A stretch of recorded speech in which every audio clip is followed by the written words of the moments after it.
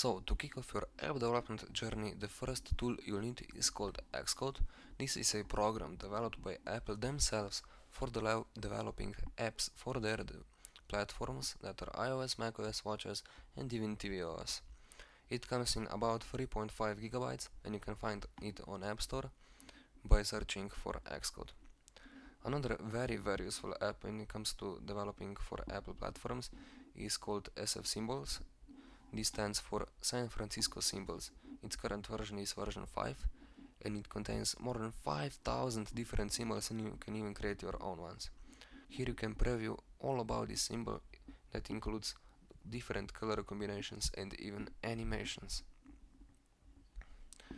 Once the download and installation are complete, you're ready to dive in. Now let's open up Xcode.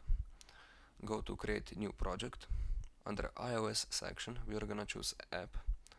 After that, click next. We're gonna give it a name. I'm gonna call it first project. Select a theme. Give it organization identifier. Bundle identifier is just organization identifier dot product name. For interface, we're gonna choose SwiftUI. Language Swift. And storage will be set to none because you're not gonna need that. Even though you can choose Swift data, which is the newest one.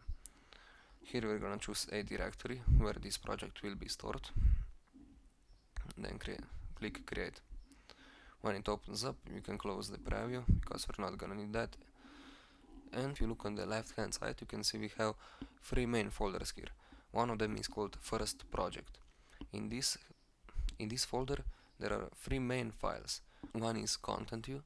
In this file all the UI part of your app is held. First project app is where the main function is located.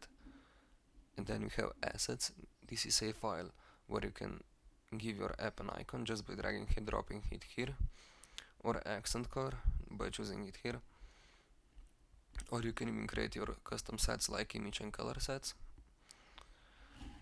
And once you've done that, you can create new folder by right clicking and selecting new group. You can call this group, I'm gonna call it just new group, and by pressing Command N you can create new file. You can choose between a lot of different types of files here, but the 2 most popular ones are Swift file and SwiftUI view. These 2 are both Swift files, but SwiftUI view gives you a default view so you can start developing your UI immediately. When you choose the correct one, press next, give it a name. I'm gonna call it first project view, and here it is.